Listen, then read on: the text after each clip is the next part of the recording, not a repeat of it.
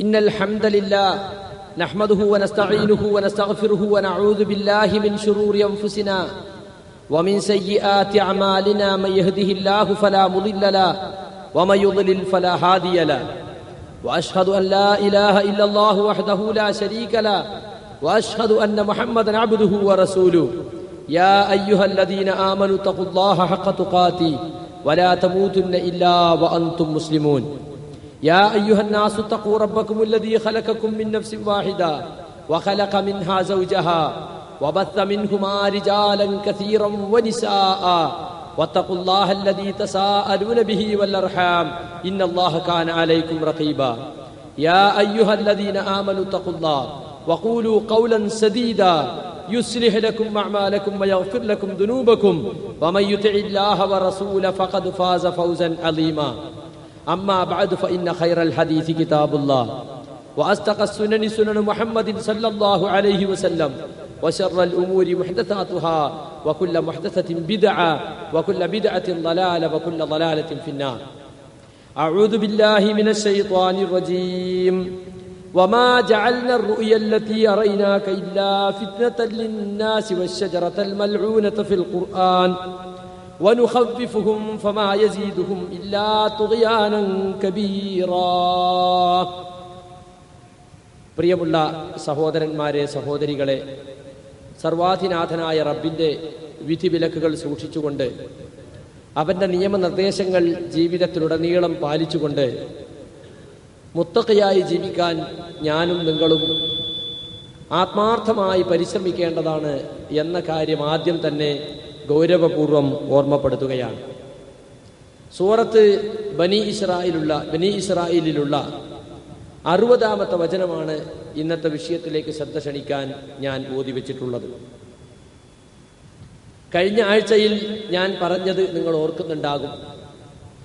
നബി സല്ലല്ലാഹു അലൈഹി വസല്ലമയുടെ ഹദീസുകളെ സ്വന്തം ബുദ്ധിക്ക് യോജിക്കുകയില്ല, അല്ലെങ്കിൽ ചില ഭൗതികന്മാർക്ക് ഇഷ്ടപ്പെടുന്നില്ല എന്നതിൻ്റെ പേരിൽ തള്ളിക്കളയുന്ന ഒരു പ്രവണത ഇന്ന് മുസ്ലിമീങ്ങൾക്കിടയിൽ, അല്ല ഇസ്ലാഹി പ്രവർത്തകരാണെന്ന് വാദിക്കുന്നവർക്കിടയിൽ പോലും വന്നു തുടങ്ങിയിരിക്കുന്നു എന്ന് ഞാൻ പറഞ്ഞത് നിങ്ങൾ ഓർക്കുന്നുണ്ടാകും.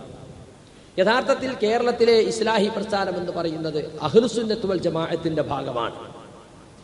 റസൂലും സഹാബത്തും എങ്ങനെ ജീവിച്ചുവോ അങ്ങനെ ജീവിക്കണം എന്ന് പഠിപ്പിക്കുന്ന ഇസ്ലാമിന്റെ മുഖ്യധാരയായ അഹ്ലുസുന്നത്ത് വൽ ജമാഅ, അതിന്റെ തുടർച്ചയാണ് യഥാർത്ഥത്തിൽ കേരളത്തിലെ ഇസ്ലാഹി പ്രസ്ഥാനം.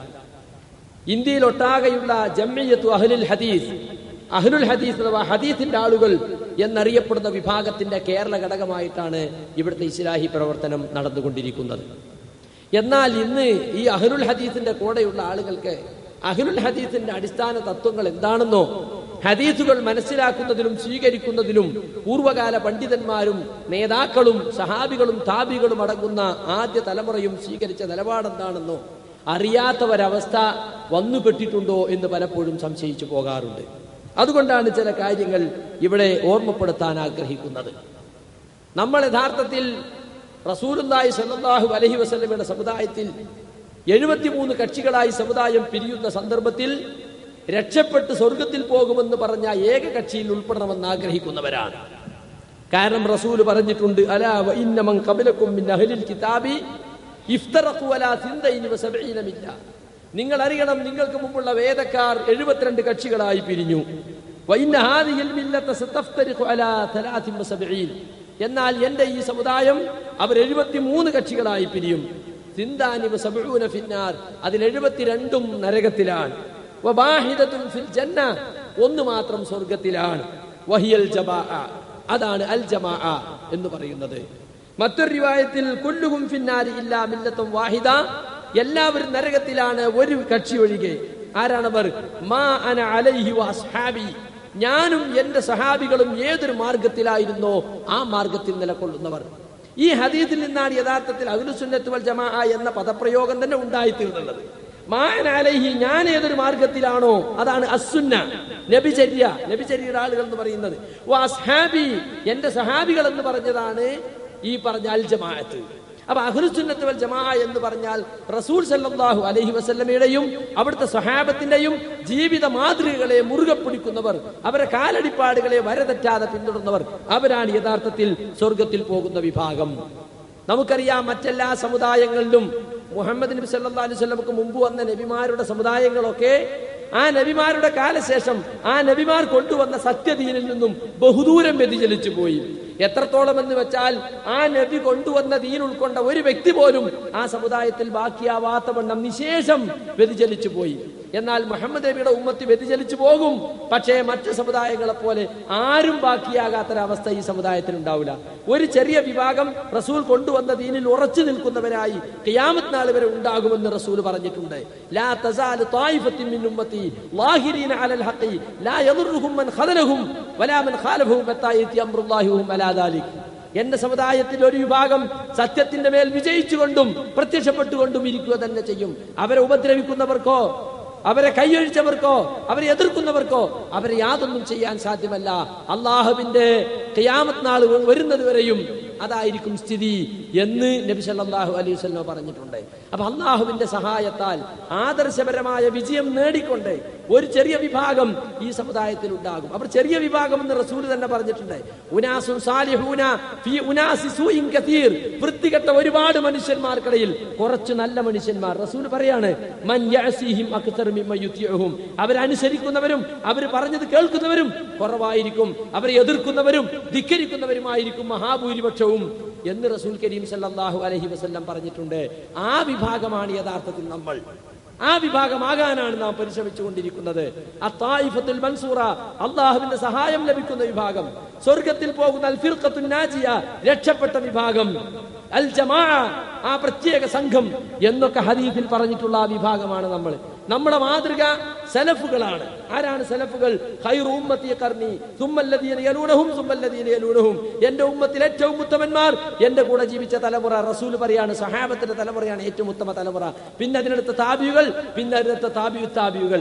ഈ 3 തലമുറയ്ക്ക് ശേഷം മുസ്ലിം സമുദായത്തിന് ക്വാളിറ്റി കുറഞ്ഞ കുറെ ആളുകൾ രംഗത്ത് വരുമെന്നും അവർ സമുദായത്തെ വഴിതെറ്റിക്കുമെന്നും ഒക്കെ ഹദീസ് ഗ്രന്ഥങ്ങളിൽ നിന്നും നമുക്ക് മനസ്സിലാക്കാൻ സാധിക്കും. അതുകൊണ്ട് ഈ വിഭാഗത്തെക്കുറിച്ച്, ഈ ഹദീസിനെ കുറിച്ച് പണ്ഡിതന്മാർ ചർച്ച ചെയ്തിട്ടുണ്ട്. ആരാണ് ഈ വിഭാഗം? പൂർവ്വകാല പണ്ഡിതന്മാർ തന്നെ പറഞ്ഞ അവർ അഹ്ലുൽ ഹദീസാണ്. ഹദീസുകളെ മുറുകെ പിടിക്കുന്ന, മദ്ഹബുകൾക്കും കക്ഷിത്വങ്ങൾക്കും ഒക്കെ അതീതമായി റസൂലുള്ളാഹിന്റെ ഹദീസിനെ മുറുകെ പിടിക്കുന്നവരായിരിക്കും അവർ. താബികളുടെ താബിയായി വന്ന ഇബ്നുൽ മുബാറക് റഹ്മത്തുള്ളാഹി അലൈഹി, അദ്ദേഹം ഹിജ്റ 181 മരിച്ച വ്യക്തിയാണ്. അദ്ദേഹം പറയുകയാണ് ഹും ഇൻദി അസ്ഹാബുൽ ഹദീസ്.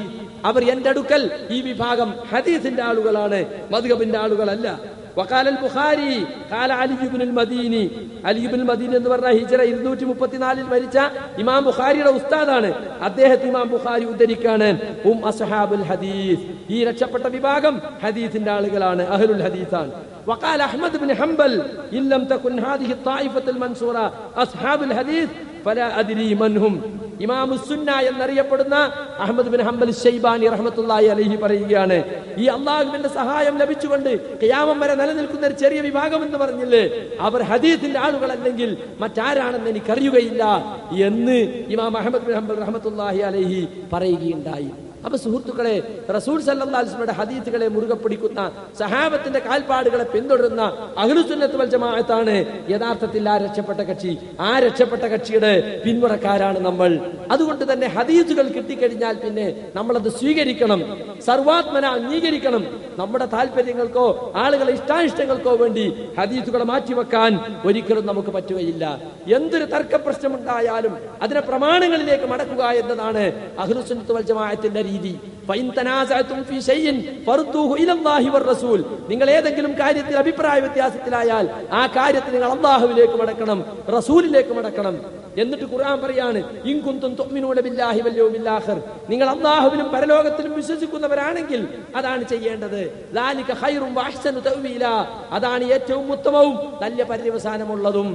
അപ്പൊ അല്ലാഹുവിനും അന്ത്യദിനത്തിലും വിശ്വസിക്കുന്ന മുഅ്മിനീങ്ങളെ സംബന്ധിച്ചിടത്തോളം എന്തെങ്കിലും മതപരമായ വിഷയങ്ങളിൽ അഭിപ്രായ ഭിന്നതയുണ്ടായാൽ അവിടെ ആളുകൾ എത്ര നമ്മൾ അംഗീകരിക്കാണ്ട്, ഇത് നമ്മൾ മുമ്പ് പറഞ്ഞതിന് എതിരാണോ, ഇതൊക്കെ ആലോചിച്ചിട്ട് റസൂലുള്ളാഹിന്റെ ഹദീസിനെ മാറ്റിവെച്ചിട്ട് നമ്മളെ താല്പര്യങ്ങൾ സംരക്ഷിക്കുകയല്ല വേണ്ടത്.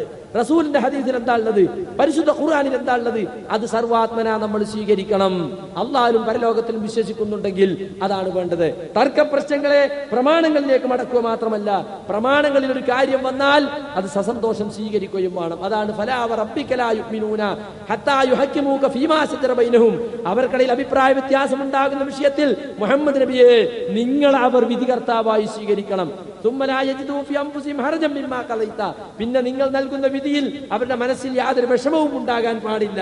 വയുസല്ലിമൂ തസ്ലീമാ, പൂർണ്ണമായും അവർ നിങ്ങൾക്ക് സമ്മതിച്ചു തരണം. അപ്പൊ അല്ലാഹുവിന്റെ റസൂൽ ഒരു കാര്യത്തിൽ ഒരു തീർപ്പ് പറഞ്ഞാൽ ആ തീർപ്പ് നമ്മൾ സർവാത്മന അംഗീകരിക്കണം. മാനസികമായ വിശാലതയോടുകൂടി അത് ഉൾക്കൊള്ളാൻ നമുക്ക് കഴിയണം സുഹൃത്തുക്കളെ.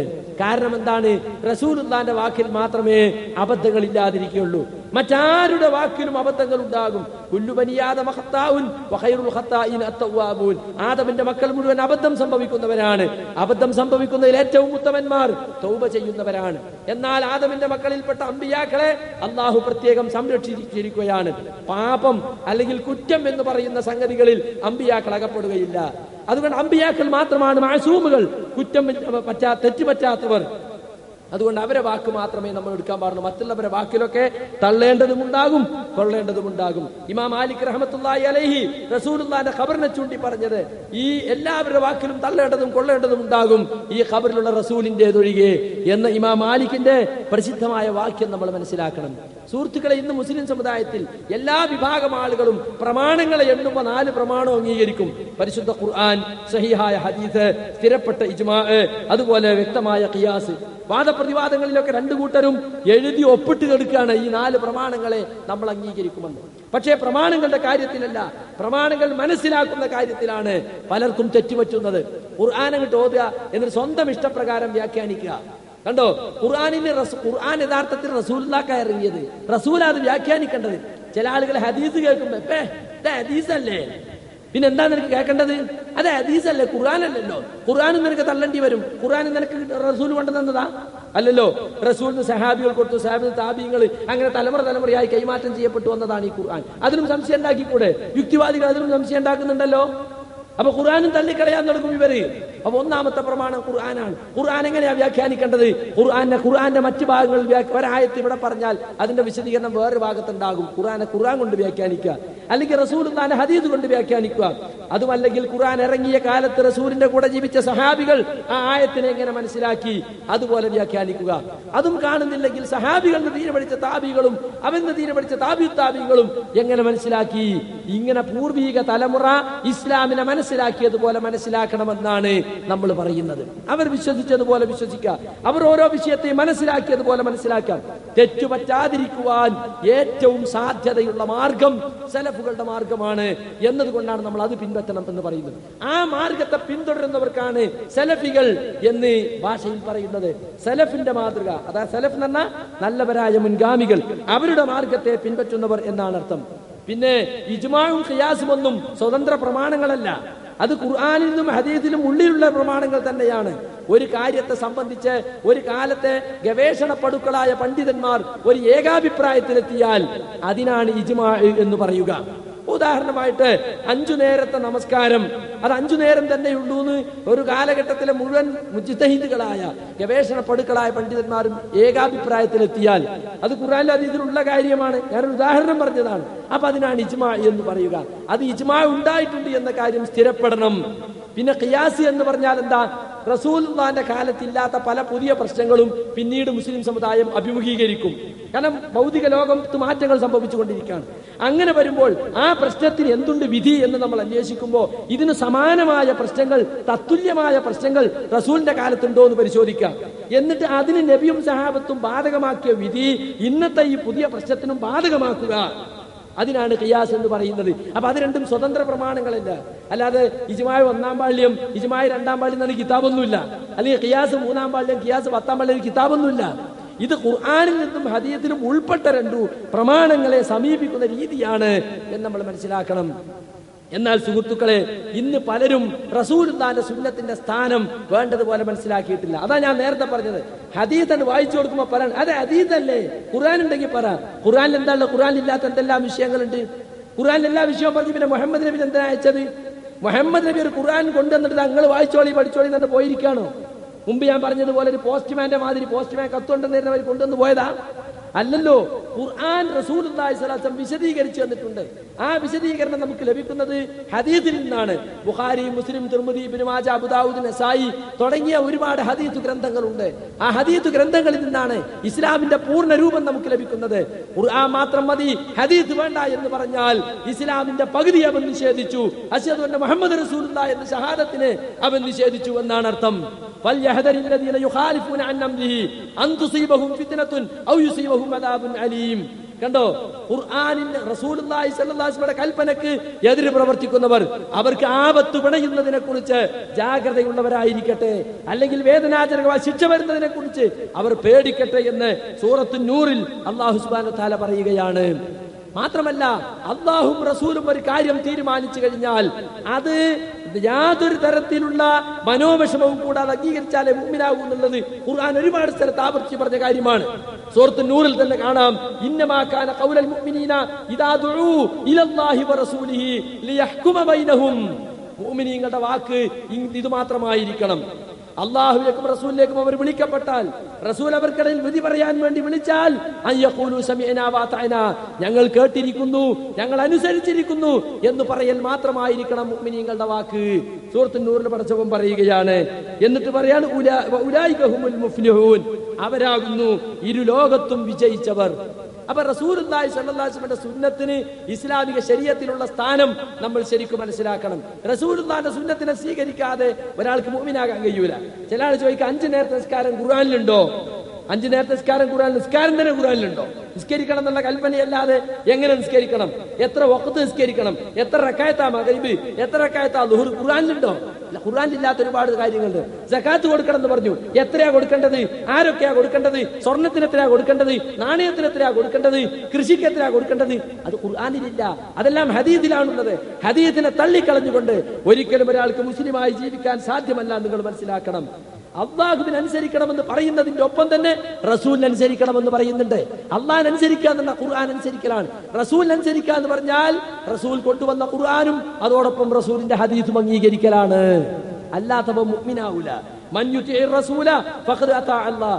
ആരെങ്കിലും റസൂൽ അനുസരിച്ചാൽ അവൻ അള്ളാഹിനെ അനുസരിച്ചു. കാരണം എന്താ? റസൂലിനെ നമ്മൾ അനുസരിക്കുന്നത് അള്ളാഹു കൽപ്പിച്ചത് കൊണ്ടാണ്. റസൂലിനെ നിങ്ങൾ അനുസരിക്കണമെന്ന് അള്ളാഹ് കൽപ്പിച്ചത് കൊണ്ടാണ് റസൂൽ നമ്മൾ അനുസരിക്കുന്നത്. അതുകൊണ്ട് റസൂലിനെ അനുസരിക്കൽ ഫലത്തിൽ, തത്വത്തിൽ അള്ളാഹുവിനെ അനുസരിക്കലാണ്. തറക്തു ഫീകും ശൈഅൈനി ലൻ തളില്ലു മാ തമസ്സക്തും ബിഹിമാ കിതാബല്ലാഹി വസുന്നതി ലൻ യതഫറഖാ ഹത്താ യരിദാ അലയ്യൽ ഹൗദ്. ഞാൻ 2 കാര്യം നിങ്ങളിൽ വിട്ടേച്ചു പോവുകയാണ്. അത് രണ്ടും മുറുകെ പിടിക്കുന്ന പക്ഷം നിങ്ങൾ വഴിപിഴച്ചു പോവുകയില്ല. ഒന്ന് അള്ളാഹുവിന്റെ കിതാബും മറ്റൊന്ന് എന്റെ സുന്നത്തുമാണ്. റസൂൽ പറയാണ്, അത് രണ്ടും ഒന്നൊന്നിനിൽ നിന്ന് വേർപെടുകയില്ല. നാളെ പരലോകത്ത് ഹൗദുൽ കൗസറിന്റെ അടുക്കൽ, എന്റെ അടുക്കൽ വരുന്നത് വരെയും ഖുർആനും സുന്നത്തും തമ്മിൽ ഭിന്നതയുണ്ടാവുകയില്ല. അത് ഖുർആനെതിരല്ലേ എന്നൊക്കെ ചില ഹദീസുകളെ പറ്റി പറയും. ആ ഹദീസ് എടുത്ത് പരിശോധിച്ച് നോക്കിയാൽ ദുർബലായിരിക്കും. സഹീഹായ ഹദീസ് ഒരിക്കലും ഖുർആനിനെതിരാവുകയില്ല. സഹീഹായ ഹദീസ് ഒരിക്കലും മനുഷ്യന്റെ ബുദ്ധിക്കെതിരാവുകയില്ല. സരീഹായ അഖ്ല്, മനുഷ്യന്റെ വ്യക്തമായ ബുദ്ധി. ഇമാം ഇബ്നു തൈമിയ്യ റഹ്മത്തുള്ളാഹി അലൈഹിക്ക് ഒരു പുസ്തകമുണ്ട്, മുവാഫഖത്തു സരീഹിൽ മഅഖൂൽ അലാ സഹീഹിൽ മൻഖൂൽ. കൃത്യമായി കുറ്റമറ്റ പരമ്പരയോടെ ഉദ്ധരിക്കപ്പെട്ട പ്രമാണങ്ങൾ മനുഷ്യന്റെ ശരിയായ ബുദ്ധിക്ക് യോജിക്കുകയല്ലാതെ എതിർവരികയില്ല എന്നാണ് വാള്യങ്ങളുള്ള ആ ഗ്രന്ഥത്തിൽ അദ്ദേഹം സ്ഥാപിച്ചിട്ടുള്ളത്. അത് ഖുർആനിനെതിരല്ലേ എന്നൊക്കെ ചില ആളുകൾക്ക് തോന്നുകയാണ്. അവർക്ക് ഖുർആനും അറിഞ്ഞൂടാ, ഹദീസും അറിഞ്ഞൂടാ. ഹദീസുകൾ ഒരു കഷ്ണം പോലും വായിച്ചു നോക്കിയിട്ടില്ലാതെ ഹദീസിനെ തള്ളിക്കളയുന്ന പ്രവണതയാണ് സുഹൃത്തുക്കളെ ഇന്നുള്ളത്. ദീനിന് ആർക്കും എന്തും വിമർശിക്കാന്നുള്ള അവസ്ഥ. ഹദീസ് പഠിച്ചിട്ടുണ്ട്, ബുഖാരി കണ്ടിട്ടും കൂടി ഉണ്ടാവില്ല. എന്ത് ബുഖാരി, ഒരൊറ്റ തട്ട. ഈ ഒരു പ്രവണത സുഹൃത്തുക്കളെ ശുദ്ധ കുഫറിലേക്കാണ് മുസ്ലിം സമുദായത്തെ നയിച്ചുകൊണ്ടിരിക്കുന്നത് എന്ന് നമ്മൾ മനസ്സിലാക്കണം. റസൂലുള്ളാഹി സ്വല്ലല്ലാഹു അലൈഹി വസല്ലം അനുസരിക്കാതെ നമുക്കൊരിക്കലും തന്നെ സ്വർഗത്തിൽ കടക്കാൻ സാധ്യമല്ല. റസൂലുള്ളാഹിന്റെ ഹദീസുകൾ പൂർണ്ണമായും അംഗീകരിക്കാതെ നമുക്കൊരിക്കലും തന്നെ പരലോകത്ത് വിജയിക്കാൻ സാധ്യമല്ല. ഇന്ന് പറഞ്ഞാൽ ഞങ്ങൾ ഹദീസൊക്കെ സ്വീകരിക്കും, ഖുർആനും ഹദീസുണ്ട്. പക്ഷേ ഹദീസ് സ്വീകരിക്കുന്നിടത്ത് ചില പുതിയ വ്യതിയാനങ്ങൾ, ആ വ്യതിയാനമാണ് ഞാൻ പറഞ്ഞത്. ബുദ്ധിക്ക് യോജിക്കാത്തതും അവനവന്റെ അഭിരുചിക്ക് പറ്റാത്തതുമൊക്കെ തള്ളിക്കളയുക എന്നത് ഞാൻ കഴിഞ്ഞ ഖുത്ബയിൽ സൂചിപ്പിച്ച് ഞങ്ങൾ ഓർക്കുന്നുണ്ടാവും. ഇങ്ങനെ തള്ളാൻ തുടങ്ങിയ പരിശുദ്ധ ഖുർആനും ഒരു തള്ളേണ്ടി വരും അല്ലേ? ഖുർആനിൽ എന്തെല്ലാം സംഭവങ്ങൾ ഒന്നാൾ പറഞ്ഞതിന് പുറമെ വേറൊരു സംഭവം, അലന്തര കൈഫ ഫഅല റബ്ബുക ബിഅസ്ഹാബിൽ ഫീൽ, ആനക്കാരുടെ കഥ അല്ലേ? കഅബ ആക്രമിക്കാൻ വേണ്ടി രാജാവ് ആനപ്പടയുമായി വന്നപ്പോ കഅബത്തിലേക്ക് അങ്ങ് എത്താതെ തന്നെ ആ ആനപ്പടയെ അള്ളാഹു തുരത്തി വിടുകയാണ്. എങ്ങനെയാ തുരത്തി വിട്ടത്? അബാബീൽ പക്ഷികൾ കൊണ്ടുവന്ന് ചുടുകല്ലുകൾ എറിയുകയാണ്. ഏയ്, ആനനെ കല്ലെടുത്തെറിയേ, അതും പക്ഷികളെ എന്ന് പറഞ്ഞിട്ട് തള്ളൂലേ? കുറച്ചു കാലം കഴിഞ്ഞാൽ അതും തള്ളാൻ തുടങ്ങും. തള്ളുന്നവര് യാതൊരു സംശയവുമില്ല. നിങ്ങൾ ആലോചിച്ച് നോക്കുക, ഇസ്രായിന്റെയും മെഹ്റാജിന്റെയും സംഭവം മുസ്ലിം സമുദായത്തിൽ പറന്നു വളർന്ന ഒരാൾക്കും അതറിയാതിരിക്കില്ല. കുറച്ചെങ്കിലും അതിനെ പറ്റി കേട്ടിട്ടുണ്ടാവും. അള്ളാഹുവിന്റെ റസൂല് മക്കയിൽ നിന്ന് അവിടുന്ന് 1 മാസം വഴി ദൂരമുള്ള, 1 മാസം അങ്ങോട്ടും 1 മാസം ഇങ്ങോട്ടും, 2 മാസം വഴി ദൂരാണ് അവിടെ പോയി തിരിച്ചു വരാൻ. അങ്ങനെയുള്ള ഷാം പ്രദേശത്തിൽപ്പെട്ട ബൈത്തുൽ മുഖദ്ദസിലെ മസ്ജിദുൽ അഖ്സയിലേക്ക് ഒരു രാത്രി അല്ലാഹു സുബ്ഹാനഹു വ തആല നബിയെ കൊണ്ടുപോയി. അവിടെ നിന്ന് 7 ആകാശവും കടന്ന് സിദ്റത്തുൽ മുൻതഹ പോയി തിരിച്ചു വന്നു. നേരം വെളുത്തപ്പോൾ രാത്രി മക്ക തന്നെ ഉണ്ട് റസൂല് അല്ലേ? ഇത് മുസ്ലിമിക സമുദായത്തിൽ അറിയാത്ത ആളുകൾ ഉണ്ടാവില്ല. ഇസ്രാ എന്ന് പറഞ്ഞാൽ രാപ്രയാണം എന്നാണ് അർത്ഥം. സുബ്ഹാനല്ലദീ അസ്റാ ബിഅബ്ദിഹി ലൈലൻ മിനൽ മസ്ജിദിൽ ഹറാമി ഇലൽ മസ്ജിദിൽ അഖ്സല്ലദീ ബാറക്നാ ഹൗലഹു ലിനുരിയഹു മിൻ ആയാതിനാ ഇന്നഹു ഹുവസ് സമീഉൽ ബസീർ. കണ്ടോ, സൂറത്തുൽ ഇസ്രാഇന്റെ തുടക്കം തന്നെ അതാണ്. തന്റെ അടിമയെ രാപ്രയാണം ചെയ്യിച്ച അല്ലാഹു പരിശുദ്ധനത്രേ. മസ്ജിദുൽ ഹറാമിൽ നിന്നും മസ്ജിദുൽ അഖ്സ വരെ ഒരു രാത്രി കൊണ്ടവന്റെ പ്രയാണം ചെയ്യിച്ചു എന്ന് മാത്രമല്ല, എന്തിനാണ് കൊണ്ടുപോയത്? ആ മസ്ജിദുൽ അഖ്സക്ക് ചുറ്റും നാം അനുഗ്രഹം ചെയ്തിട്ടുള്ള പ്രദേശങ്ങളാണ്. ലിനുരിയഹു, നാം അദ്ദേഹത്തിന് കാണിച്ചു കൊടുക്കാൻ വേണ്ടി, മിൻ ആയാത്തിന, നമ്മുടെ ദൃഷ്ടാന്തങ്ങളിൽ ചിലത്. ഇന്നഹു ഹുവസ് സമീഉൽ ബസീർ, അവനെല്ലാം കേൾക്കുന്നവനും കാണുന്നവനുമാകുന്നു. അപ്പൊ ഇസ്രായേലിനെ കുറിച്ച് അവിടെ പറയാണ്. പക്ഷെ അവിടെ എന്തൊക്കെ സംഭവിച്ചു? അത് വിശദാംശങ്ങൾ ഉള്ളത് ഹദീസിലാണ്. എന്നിട്ട് മസ്ജിദുൽ അഖ്സയിൽ കയറി അള്ളാന്റെ റസൂൽ നമസ്കരിച്ചും അമ്പിയാക്കൾക്ക് ഇമാമ നിന്നതൊക്കെ കാണാം. പിന്നെ അവിടെ നിന്ന് 7 ആകാശത്തേക്കും പോയി. ആ ആകാശാരോഹണത്തെ കുറിച്ചാണ് മിഅ്റാജ് എന്ന് പറയുന്നത്. ഇസ്രാഉം മിഅ്റാജും വിശ്വസിക്കാത്തവ മുഅ്മിനല്ല. പക്ഷേ അവിടെ ബുദ്ധി കൊണ്ട് ചിന്തിച്ചാലോ, ബുദ്ധി കൊണ്ട് ന്യായീകരിക്കാൻ സാധിക്കോ? പരിശുദ്ധ ഖുർആൻ തന്നെ അവർക്ക് തള്ളേണ്ടി വരും. 1 മാസം വൈദൂരമുള്ള ഷാമിലേക്ക് ഒരു രാത്രി കൊണ്ട് പോവുക. അതെന്നാ പോയത്? എങ്ങനെയാ പോകുന്നതിന് മുമ്പ് എന്തൊക്കെയാ സംഭവിച്ചത്? അന്ന് രാത്രി റസൂലുള്ളാഹി സ്വല്ലല്ലാഹു അലൈഹി വസല്ലമയുടെ വീടിന്റെ മേൽക്കൂല തുറന്നുകൊണ്ട് ജിബ്രീൽ അതാ ഇറങ്ങി വരുന്നു. ഇറങ്ങി വന്നിട്ട് റസൂലുള്ളാഹിന്റെ നെഞ്ചകം പിളർത്തുകയാണ്. ഒരു ഓപ്പറേഷൻ കണ്ടോ? നെഞ്ചകം പിളർത്തിയിട്ട് സംസം വെള്ളം കൊണ്ട് നെഞ്ച് കഴുകുന്നു. കഴുകിയിട്ട് ഒരു സ്വർണ്ണ തളികയിൽ ഈമാനും അതുപോലെ തന്നെ ഹിക്മത്തും വിജ്ഞാനവും കൊണ്ടുവരുന്നു. എന്നിട്ട് അത് ആ ഹൃദയത്തിലേക്ക് നടക്കുന്നു. ആ ഹൃദയം അടച്ചു വെക്കുന്നു. എന്നിട്ട് നബിയുടെ കൈ പിടിച്ച് ജിബ്രീൽ ഉയർന്നു പോകുന്നു. ഇത് സഹീഹായ ഹദീസിൽ അറിയപ്പെട്ടിട്ടുള്ള കാര്യമാണ്. അതൊക്കെ എങ്ങനെ വിശ്വസിക്കാം? ജിബ്രീൽ വന്നിട്ട് നെഞ്ച് പൊളിക്കേ, എന്നിട്ട് സംസം വെള്ളം കൊണ്ട് അത് കഴുകേ, എന്നിട്ട് അതിന് ഈമാനും ഹിക്മത്ത് എന്താ, വല്ല സാധനങ്ങളും നടക്കണമായിരുന്നു, നടക്കാൻ പറ്റിയതാ, തലയണ്ടൊരയ്ക്ക് നടക്കണ മാതിരി എന്നൊക്കെ പറയുമടാ യുക്തിവാദി. നീ യുക്തിവാദം കൊണ്ടുവന്ന അതൊക്കെ പറയും. പക്ഷെ അള്ളാന്റെ റസൂലിന്റെ ഹദീസ് അത് അങ്ങനെ സംഭവിച്ചു എന്ന് മുസ്ലിമീങ്ങള് മുത്തവാത്തിറായി വന്ന ഹദീസുകൾ അംഗീകരിക്കുന്നവരാ. അനേകം പരമ്പരയിലൂടെ ആർക്കും നിഷേധിക്കാൻ സാധിക്കാതെ, മുസ്ലിം സമുദായത്തിൽ ഒരാളും നിഷേധിക്കാത്ത സംഭവമാണ് ഇസ്രാഇന്റെ സംഭവം. എന്നിട്ടോ അത് കഴിഞ്ഞു റസൂലുള്ളാഹി സ്വല്ലല്ലാഹു അലൈഹി വസല്ലം ബുറാഖ് എന്നൊരു വാഹനം കൊണ്ടുവരുന്നു. നബി എങ്ങനെയാ പോകുന്നത്? പ്ലെയിനിനേക്കാൾ സ്പീഡ് പോകുന്ന ബുറാഖിന്റെ ഭർത്താവാണത്. ബുറാഖ് എന്ന് പറഞ്ഞാൽ ഹദീസിൽ തന്നെ കാണാം, ദാബത്തുൻ അബിയദ് ഫൗഖൽ ഹിമാർ, കഴുതയേക്കാൾ കുറച്ച് വലിപ്പമുള്ള ഒരു മൃഗം. എന്നാ ദൂനൽ ബഗലി, കോവർ കഴുതന്റെ അത്ര തന്നെ വലിപ്പമല്ല. അതിന്റെ പുറത്തിരുന്നിട്ടാണ് അല്ലാഹുവിന്റെ റസൂൽ പോകുന്നത്. അതിനെക്കുറിച്ച് പറയുന്നത് അതിന്റെ കണ്ണെത്തുന്നിടത്ത് കാല് വെക്കുന്ന, കണ്ണെത്ര ദൂരെത്തും അപ്പോഴത്തെ കാലം അവിടെ എത്തിയിരുന്നു, അപ്പൊ അവിടെ കണ്ടെത്തുമ്പോൾ എന്ന് പറഞ്ഞാൽ പ്ലെയിന് പോണേക്കാൾ സ്പീഡിലാവണേ അല്ലേ? പ്ലെയിൻ ഇപ്പൊ 1000 കിലോമീറ്റർ വേഗത്തിൽ 1200 കിലോമീറ്റർ 1500 കിലോമീറ്റർ ഒക്കെ വേണം, അത്ര സ്പീഡിലാ പോണത്. നമ്മളോ ഇന്നത്തെ ആധുനിക ശാസ്ത്രപ്രകാരം അങ്ങനെ ഒരു മനുഷ്യൻ ഈ ഒരു വാഹനത്തിന്റെയും പുറമെ ഒരു കവറിങ്, ഇപ്പൊ പ്ലെയിനിൽ ഒരു തിരി വായു പോലും ഉള്ളിൽ കിടക്കില്ല. എന്തോ വായു കിടന്നാൽ പോകാൻ കഴിയും നമുക്ക്? ഈ ഇത്രയും സ്പീഡിൽ പോയാൽ ആള് കത്തിപ്പോകുന്നാ പറയുന്നത് അന്തരീക്ഷത്തിൽ. എന്നാൽ അല്ലാഹുവിന്റെ റസൂലതാ ഈ പ്രകൃതി നിയമങ്ങളെയൊക്കെ മറികടന്നുകൊണ്ട് ബുറാഖ് എന്ന വാഹനത്തിൽ ജിബ്രീലിന്റെ കൂടെ 1 മാസം വഴി ദൂരത്തേക്ക് ചുമ്മിച്ച് അവിടെ പോയി ഇറങ്ങുന്നു. ചെന്നിട്ട് ബുറാഖ് എന്ന വാഹനത്തെ അവിടെ ഉണ്ടായിരുന്ന ഒരു വളയത്തിൽ അമ്പിയാക്കളൊക്കെ അവരെ മൃഗങ്ങളെ കെട്ടുന്നത് വളയത്തുമായി ബന്ധിച്ചിട്ട് ആ മസ്ജിദുൽ അഖ്സയെ കയറിയിട്ട് 2 റക്അത്ത് തഹിയ്യത്ത് നമസ്കരിക്കുകയാണ് അല്ലാഹുവിന്റെ റസൂല്. തഹിയ്യത്ത് നിസ്കരിച്ച് കഴിഞ്ഞിട്ട് ജിബ്രീൽ അലൈഹി സ്വലാത്തു വസ്സലാം റസൂലുള്ളാഹിക്ക് ഒരു 2-3 പാത്രങ്ങൾ, ഒന്നിൽ പാല്, ഒന്നിൽ കള്ള്, മറ്റൊന്നിൽ തേന്, ഇത് 3 കൊണ്ടുവന്ന് കൊടുക്കുകയാണ്. റസൂൽ ഏതാണ് തെരഞ്ഞെടുക്കാൻ നോക്കാൻ വേണ്ടി ഒരേപോലുള്ള പാത്രം. അള്ളാഹുവിന്റെ റസൂല് പാല് തെരഞ്ഞെടുക്കുന്നു, അത് കുടിക്കുന്നു. അസബത്തൽ ഫിത്ര, നിങ്ങൾ പ്രകൃതി മതത്തെ പ്രാപിച്ചിട്ടുണ്ട്. ഹുദീതലിൽ ഫിത്ര, ശുദ്ധ പ്രകൃതിയിലേക്ക് താങ്കൾ നയിക്കപ്പെട്ടിരിക്കുന്നു. നിങ്ങളെങ്ങാനും ആ കള്ള് തെരഞ്ഞെടുത്തിരുന്നെങ്കിൽ നിങ്ങളുടെ സമുദായം പിഴച്ചു പോകുമായിരുന്നുവെന്ന് ജിബ്രീൽ അവിടെ വെച്ച് പറയുന്നു.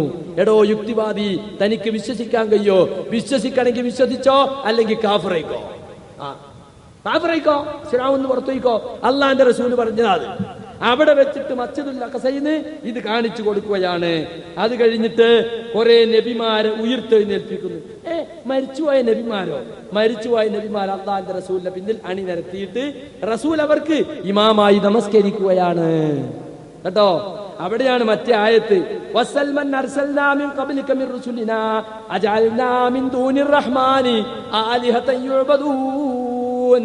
ആ നബിമാരെയൊക്കെ കണ്ടപ്പോ അള്ളാഹു പറയുകയാണ്, നിനക്ക് മുമ്പ് നാം അയച്ച ഈ റസൂലുകളോടൊക്കെ ചോദിച്ചു നോക്ക്, പരമകാരുണികനായ അള്ളാഹുവിന് പുറമെ ആരാധിക്കപ്പെടുന്ന വല്ല ഇലാഹുകളെയും ആരാധ്യന്മാരെയും നാം നിശ്ചയിച്ചു കൊടുത്തിരുന്നോ എന്ന് മുഹമ്മദേ ചോദിച്ചു നോക്ക്. കണ്ടോ, മുഹമ്മദ് നബി പറഞ്ഞു എനിക്ക് ചോദിക്കേണ്ടതില്ല, അവരൊക്കെ തൗഹീദാണ് കൊണ്ടുവന്ന കാര്യത്തിൽ എനിക്ക് സംശയമില്ല. ചോദിക്കാൻ വേണ്ടി പറഞ്ഞതല്ല, കാര്യം ഉറപ്പിക്കാൻ വേണ്ടി പറഞ്ഞതാണ്. ആ ആയത്താപ്പ മരിച്ചോലെ വിളിച്ച് പ്രാർത്ഥിക്കാൻ ചില ആൾ തെളിവാക്കുന്നത്. തലശ്ശേരി വെച്ചൊരു മുസ്ലിയാര് അള്ളാഹു വല്ലാത്ത വിളിച്ച് പ്രാർത്ഥിക്കാൻ വേണ്ടി ഈ എത്തിങ്ങാനി നടന്ന സംവാദത്തിൽ തെളിവ് ധരിച്ച അതാ. അയാൾ പറഞ്ഞിട്ട് അയാൾ ഉസ്താദന്മാര് പഠിപ്പിച്ചു കൊടുത്തതാ. 2 വ്യാഖ്യാനമാണ് ആയത്തിലുള്ളത്. ഒന്ന്, അമ്പിയാക്കളൊക്കെ പിന്നെ അണിനിരത്തി നമസ്കരിച്ചതിന് ശേഷം ചോദിക്കാൻ പറഞ്ഞതാണ്. മറ്റൊന്ന്, ഈ അമ്പിയാക്കളിൽ പലരുടെയും സമുദായങ്ങൾ, മൂസ നബിയുടെ അനുയായികളായ ജൂതന്മാര്, ഈസ നബി അനുയായികളായ ക്രിസ്ത്യാനികൾ അവിടെ ഉണ്ട്, അവരോട് ചോദിച്ചു നോക്ക്, അവർക്ക് ആർക്കെങ്കിലും അള്ളാഹുവിന് പുറമെ വല്ല ആരാധ്യന്മാരെയും നിശ്ചയിച്ചു കൊടുത്തിരുന്നോ? ഈ 2 വ്യാഖ്യാനമാണ് ആയത്തിലുള്ളത്. അള്ളാഹു തൗഹീദ് സ്ഥാപിക്കാൻ വേണ്ടി ഇറക്കിയ ആയത്തിനെ ശിർക്കിന് തെളിവാക്കുകയാണ്. അത് ഞാൻ സാന്ദർഭികമായി പറഞ്ഞു വന്നേ ഉള്ളൂ. അത് കഴിഞ്ഞിട്ട് സുഹൃത്തുക്കളെ, ആ അമ്പിയാക്കൊക്കെ ഇമാമായി നമസ്കരിച്ച് ഈ കള്ളും പാലൊക്കെ കൊണ്ടുവന്നു കൊടുത്ത് റസൂലുക്ക് പാല് തെരഞ്ഞെടുത്ത് പിന്നീട് മിഅ്റാജ് കൊണ്ടുവരപ്പെട്ടു. മിഅ്റാജ് എന്ന് പറഞ്ഞാൽ കയറിപ്പോകുന്ന വസ്തു, കോണി പോലെ ധാരാളം പടികളുള്ളത്. അതിലാണ് അല്ലാഹുവിന്റെ റസൂൽ ആകാശത്തേക്ക് പോയത്. ചില ആളുകൾ വിചാരിക്കണം ആകാശത്ത് പോയതും ബുറാഖുമ്മലാണെന്നാ. അത് ഹദീസിലില്ല. ആകാശ ലോകത്തേക്ക് പോയത് മിഅ്റാജിലാണ്. ആ കോണിമ കൂടി കയറി അങ്ങോട്ട് പോയി. എങ്ങനെയാ അത്? മനുഷ്യൻ എത്ര കിലോമീറ്റർ യാത്ര ചെയ്താലും ആകാശത്തേക്ക് എത്തുവോ? ഇല്ല. ഈ മനുഷ്യന്റെ എല്ലാതരം യന്ത്രങ്ങളും അതൊന്നും കടന്നു ചെല്ലാത്ത ലോകത്താണ് ആകാശലോകം. 1ാമത്തെ ആകാശത്ത് ചെന്ന് അതിന്റെ വാതിൽ മുട്ടുകയാണ്. ആരാ മുട്ടുന്നത്? ജിബ്രീലാണ് മുട്ടുന്നത്. ആരാണ് മുട്ടുന്നത്? ഞാൻ ജിബ്രീലാണ്. ആരാണ് നിങ്ങളുടെ കൂടെ? മുഹമ്മദ് നബിയാണ്. ഓ, അദ്ദേഹം ഇങ്ങോട്ട് വിളിപ്പിക്കപ്പെട്ടുവോ? അതെ, വിളിപ്പിക്കപ്പെട്ടു. തുറന്നു കൊടുക്കുകയാണ്. മലക്കുകൾ അവരെ സ്നേഹത്തെ സ്വീകരിക്കുകയാണ്. അവിടെ വെച്ച് നബിമാരെ കാണുന്നു. 1ാം ആകാശത്തിൽ വെച്ച് ആദം നബിയെ കാണുന്നു. സലാം പറയുന്നു. നോക്കണം നിങ്ങൾ, വിശ്വസിക്കാൻ കഴിയുന്നുണ്ടോ നിനക്ക്? വിശ്വസിച്ചോ, അല്ലെങ്കിൽ കാഫിറായിക്കോ. 1ാമത്തെ ആകാശത്തിൽ ആദം നബിയെ കാണുകയാണ്. അവിടുന്ന് ആ മലക്കുകൾ അടുത്ത ആകാശം വരെ റസൂലിനും ജിബ്രീലിനും അകമ്പടി പോകുന്നു. എന്നിട്ട് അടുത്ത ആകാശത്തിൽ ചെന്നിട്ട് തുറക്കാൻ ആവശ്യപ്പെടുന്നു. ആരാണെന്ന് ചോദിക്കും, ജിബ്രീലാണെന്ന് പറയും. ആരാണ് കൂടെ? മുഹമ്മദ് നബിയാണ്. ഓ, അദ്ദേഹം വിളിക്കപ്പെട്ടുവോ? അടുത്ത ആകാശം തുറന്നു കൊടുക്കുന്നു. ഇങ്ങനെ 7 തട്ടുള്ള ആകാശം. 7 തട്ടുള്ള ആകാശന്റെ ശാസ്ത്രം കൊണ്ട് തെളിയില്ല. ആകാശം എന്താണെന്നെ ശാസ്ത്രത്തിന് തിരിഞ്ഞിട്ടില്ല. എന്നിട്ടല്ലേ ഖുർആൻ തറപ്പിച്ച് പറയുന്ന 7 ആകാശമുണ്ട്.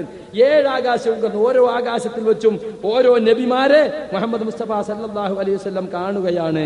1ാമത്തേതിൽ ഈസാ നബിയെ കണ്ടെങ്കിൽ 2ാമത്തേതിൽ ഈസാ നബിയെ അല്ല 1ാമത്തിൽ ആദം നബിയെ, 2ാമത്തേതിൽ ഈസാ നബിയെയും യഹ്യാ നബിയെയും കാണുന്നു.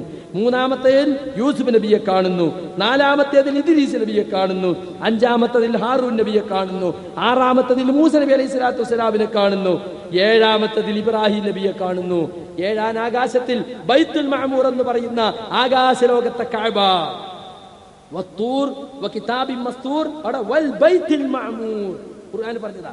ആ ബൈത്തുൽ മഅമൂറിനെ പറ്റി പറയുന്നത് 70,000 മലക്കുകൾ അതിൽ ഓരോ ദിവസവും കയറി ഇബാദത്ത് എടുക്കുന്നു എന്നാ. അവർ കയറി തിരിച്ചു പോയാൽ പിന്നെ അവർ അതിലേക്ക് വരൂല. എന്നാൽ ഒരിക്കൽ കയറിയോ പിന്നെ കയറൂല. അപ്പൊ എത്ര ആയിരം മലക്ക് വേണം? കഴിഞ്ഞ ദിവസം ഒരാൾ എന്നോട് ചോദിക്കുക, ഓരോ മനുഷ്യന്റെ കൂടി ഓരോ ജിന്നും, ഓരോ മനുഷ്യന്റെ കൂടി ഓരോ മലക്കും ഉണ്ട് എന്ന് പറഞ്ഞല്ലോ, അപ്പൊ എത്ര ആയിരം ജിന്നു വേണ്ടി വരും ഉസ്താദേ?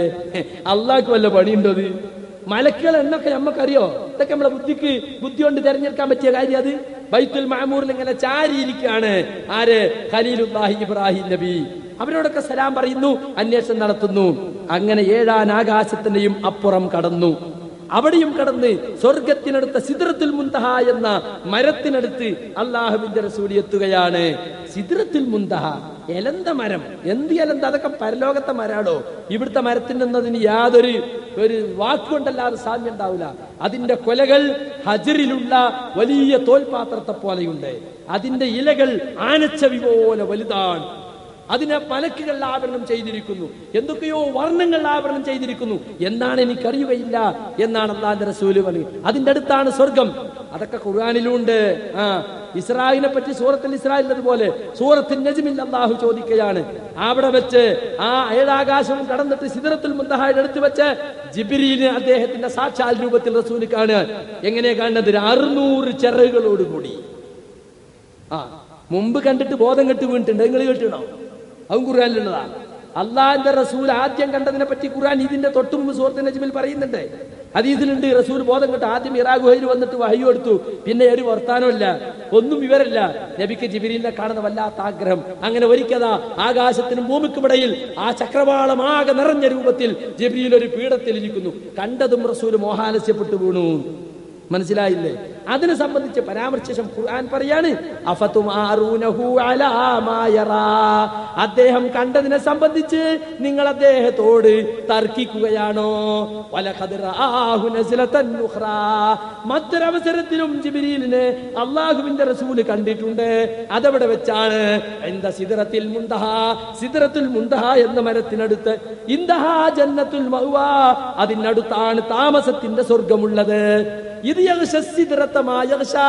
ആ സിദ്റത്തിനെ ആവരണം ചെയ്യുന്നതെല്ലാം ആവരണം ചെയ്തിരിക്കുന്ന സന്ദർഭം. അല്ലാഹുവിന്റെ റസൂലിന്റെ ദൃഷ്ടി തെറ്റിപ്പോയിട്ടില്ല. വിരോധിക്കപ്പെട്ട ഒന്നിലേക്കും റസൂലിന്റെ ദൃഷ്ടി കടന്നുപോയിട്ടും ആക്രമിച്ച് കടന്നിട്ടുമില്ല. ലഖദ് റആ മിൻ ആയാതി റബ്ബിൽ കുബ്റാ. തന്റെ റബ്ബിന്റെ മഹത്തായ ഒരുപാട് ദൃഷ്ടാന്തങ്ങൾ ആ യാത്രയിൽ അല്ലാഹുവിന്റെ റസൂൽ കണ്ടോ? അവിടെ വെച്ച് 50 വഖത്ത് നിസ്കാരം നിർബന്ധാക്കുന്നത്. അത് കഴിഞ്ഞിട്ട് പോരുമ്പോ റസൂൽ അള്ളാഹിന്റെ സംസാരം കേൾക്കാണ്. മാത്രല്ല അപ്പുറം കടന്നിട്ട് അള്ളാഹു കണക്കാക്കുന്ന കാര്യങ്ങൾ രേഖപ്പെടുത്തി വെക്കുന്ന പേനകളുടെ കരകരാ ശബ്ദം കേൾക്കുന്ന ഒരു മണ്ഡലത്തിൽ ഞാൻ എത്തി എന്ന് അള്ളാഹുവിന്റെ റസൂൽ പറയാണ്. നമുക്കെങ്ങനെ മനസ്സിലാക്കാൻ പറ്റും? അള്ളാഹുവിന്റെ റസൂൽ പറഞ്ഞത് വിശ്വസിക്കാതെ മാത്രം, വേറൊന്നുമില്ല. 50 വഖത്ത് നിസ്കാരം നിർബന്ധാക്കിയത് കേട്ടപ്പം മൂസാ നബിന്റെ അടുത്തോട് ഇങ്ങോട്ട് പോരുക. എന്തേ മുഹമ്മദേ, 50 വഖത്ത് നിസ്കാരം ഞങ്ങൾ മനസ്സിലാക്കിക്കോളി, ബനൂ ക്കണം. അങ്ങനെ അവിടുന്ന് അള്ളാഹുവിന്റെ റസൂല് തിരിച്ചു പോന്നു നേരെ ബൈത്തുൽ മുഖദ്ദസിലേക്ക് വന്നു. അവിടെ നിന്നും മക്കയിലേക്ക് വന്നു. രാവിലെ എണീക്കുമ്പോ റസൂല് മക്ക തന്നെ ഉണ്ടായിരുന്നു. ഇതാണ് സംഭവം. ഇത് കഴിഞ്ഞിട്ട് ഈ വിവരം അവിടുത്തെ ആളുകളോട് പറഞ്ഞപ്പോ ആളുകൾ അതിനെ പരിഹസിച്ചു എന്ന് മാത്രമല്ല, അബൂജഹലും കൂട്ടരും അങ്ങേയറ്റം കളിയാക്കിയപ്പോൾ അബൂബക്കർ നബിയുടെ വലിയ കൂട്ടുകാരനാണല്ലോ. അബൂബക്കറെ, നിന്റെ കൂട്ടുകാരപ്പോ ഒരു കൗതുക വാർത്തയും കൊണ്ടാ വന്നിട്ടുള്ളത്. 1 മാസം വേണം ഇവിടുന്ന് ശാമിലെത്താൻ, ഇങ്ങോട്ടൊരു മാസം. എന്നിട്ട് ഒറ്റ രാത്രി കൊണ്ട് അവൻ അവിടെ പോയി വന്നത്രേ. അവിടുന്ന് ആകാശ ലോകത്ത് പോയിത്രേ. അപ്പൊ അബൂബക്കർ സിദ്ദീഖ് ചോദിച്ചു, മുഹമ്മദ് അങ്ങനെ പറഞ്ഞോ? പറഞ്ഞു. എന്നാൽ ഞാനിതാ വിശ്വസിക്കുന്നു. കണ്ടോ, ഞാനിതാ വിശ്വസിക്കുന്നു. നബി പറഞ്ഞത് സത്യമാണ്. ഞാൻ അതിനേക്കാളും വലിയ കാര്യത്തിൽ റസൂലിനെ വിശ്വസിക്കുന്നുണ്ട്. അതേതാണ്? ആകാശ ലോകത്ത് നിന്ന് നബിക്ക് വഹയി കിട്ടുന്നു എന്ന് വിശ്വസിക്കുന്ന ആളാണ് ഞാൻ. 7 ആകാശത്തിനപ്പുറത്തുള്ള അല്ലാഹു ജിബ്രീൽ മുഖേന നൽകുന്ന സന്ദേശം അദ്ദേഹത്തിന് ലഭിക്കുന്നു എന്ന് വിശ്വസിക്കുന്നവനാണ് ഞാൻ. അതുകൊണ്ട് എനിക്കതിൽ വിശ്വസിക്കാൻ യാതൊരു പ്രയാസവുമില്ല. അതുകൊണ്ടാണ് അബൂബക്കർ റളിയല്ലാഹു അൻഹുവിന് സിദ്ദീഖ് എന്ന പേര് കിട്ടിയത് എന്ന് നിങ്ങൾ മനസ്സിലാക്കണം. അപ്പൊ സുഹൃത്തുക്കളെ, ഇതൊരു വലിയ പരീക്ഷണമാണ്. ഞാൻ ഓതി വെച്ച സൂറത്ത് ഇസ്രായേൽ ആയത്ത് എന്താറിയോ? വമാ ജഅൽന റുയല്ലതി അറൈനാക ഇല്ലാ ഫിത്നതൽ ലിന്നാസ് വശജറതൽ മൽഊനത ഫിൽ ഖുർആൻ. നിനക്ക് നാം കാണിച്ചു തന്ന ആ കാഴ്ചകളെല്ലാം മുസ്ലിം മനുഷ്യർക്കൊരു പരീക്ഷണം മാത്രമാക്കിയിരിക്കുകയാണ് നാം. ആണോ? ഇത് വിശ്വസിക്കോ വിശ്വസിക്കൂലേ എന്നൊരു പരീക്ഷണമാണ്. നിനക്ക് നാം കാണിച്ചെന്ന ഇസ്രായേലും മിറാജുമുള്ള കാഴ്ചകളൊക്കെ മനുഷ്യർക്കൊരു പരീക്ഷണം മാത്രമാക്കിയിരിക്കുകയാണ് എന്ന് പരിശുദ്ധ ഖുർആൻ പറയാണ്. മാത്രമല്ല വശജറതൽ മൽഊനത ഫിൽ ഖുർആൻ, ഖുർആനിലെ ശപിക്കപ്പെട്ട ഒരു മരവും പരീക്ഷണമാക്കിയിരിക്കുകയാണ്. ഏതാ ഖുർആനിലെ ശപിക്കപ്പെട്ട മരം? നരകത്തിൽ ഒരു മരമുണ്ട്. അത് ഖുർആൻ പറഞ്ഞിട്ട് ഇന്ന ശജറതസ് സഖൂം തആമുൽ അസീം, സഖൂം എന്ന മരം അത് പാപികൾക്കുള്ള ഭക്ഷണമാണ്. കൽമുഹ്ലി യഗ്ലി ഫിൽ ബുതൂൻ കഗൽജിൽ ഹമീം, അത് തിന്നാല് തിളച്ച വെള്ളം തിളക്കുന്നത് പോലെ വയറ്റിൽ കടന്ന് തിളക്കും.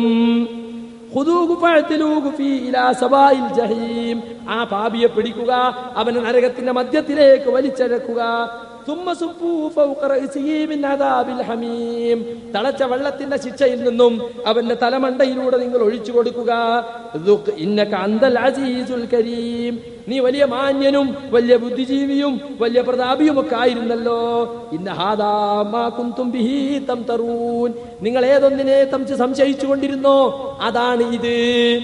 അപ്പൊ നരകത്തിൽ പാപിയുടെ ഭക്ഷണമാണ് സഖൂം എന്ന വൃക്ഷം. ആ വൃക്ഷത്തിന്റെ കായ നരകവാസികൾ തിന്നാൽ അത് വയറ്റിൽ കടന്ന് തളച്ചുകൊണ്ടേയിരിക്കും എന്ന് ഖുർആൻ പറയുകയാണ്. ആ മരത്തെ കുറിച്ച് ഖുർആൻ മറ്റൊരു സ്ഥലത്ത് പറയുന്നത് അദാലിക ഖൈറുൻ നുസുലം അം ശജറത്തുസ് സഖൂം ഇന്നാ ജഅൽനാഹാ ഫിത്നതൽ ലിൽസാലിമീൻ ഇന്നഹാ ശജറത്തുൻ തഖ്റുജു ഫീ അസ്ലിൽ ജഹീം. സ്വർഗവാസികൾക്കുള്ള ഗുണങ്ങളൊക്കെ അങ്ങനെ പറഞ്ഞിട്ട് പറയാണ്, അതാണോ സൽക്കാരത്തിൽ നല്ലത്? അതല്ല സഖൂം വൃക്ഷമോ? അതിനെ നാം അക്രമികൾക്കുള്ള ഒരു പരീക്ഷണമാക്കിയിരിക്കുകയാണ്. ഇന്നഹാ ശജറത്തുൻ തഖ്റുജു ഫീ അസ്ലിൽ ജഹീം. കണ്ടോ, അത് നരകത്തിന്റെ അടിത്തട്ടിൽ നിന്നും ഉയർന്നു വരുന്ന ഒരു മരമാണ്. ആളിക്കത്തുന്ന തീയിലും മരം മുളക്കുമല്ലോ.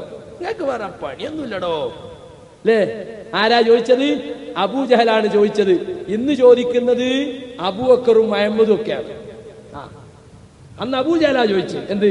ആളിക്കത്തുന്ന തീയിൽ ഇന്ന് മരം മുളക്കേ? നിങ്ങൾ എന്നെ പറയുന്നു കല്ലും കൂടി കരിഞ്ഞു പോണ തീയാണ് അവിടെ, ഇവിടുത്തെ തീ ദൈവതേറ്റിയാണ്, അവിടുന്നുണ്ടോ മരം മുളക്കണ്? അതാണ് ഈ മരത്തെ അക്രമികൾക്ക് നാം ഒരു പരീക്ഷണമാക്കിയിരിക്കുകയാണ്. അള്ളാഹു ഉദ്ദേശിച്ചാൽ ഏത് വസ്തു ഏത് വിധേനയും മുളപ്പിക്കാൻ അള്ളാഹ്ക്ക് കഴിയും. നരകത്തിലും സ്വർഗത്തിലൊക്കെ നാമമാത്രമായി ബന്ധം മാത്രമേ ദുനിയാവിലെ സാധനങ്ങളായിട്ട് ഉണ്ടാകുള്ളൂ. അത് മനുഷ്യൻ വിശ്വസിക്കുവോ വിശ്വസിക്കൂലേ, ഗൈബിയായ കാര്യങ്ങൾ അംഗീകരിക്കൂലേ നോക്കുകയാണ്.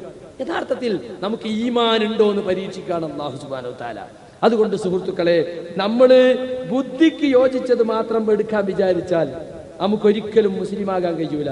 നരകത്തിൽ നിന്ന് മുളച്ചു വരുന്ന ആ മരത്തെ കുറിച്ച് പറയുന്നത് അതിന്റെ തലകൾ പിശാചിന്റെ തലകൾ പോലിരിക്കും. എങ്ങനെ പിശാചിന്റെ തല?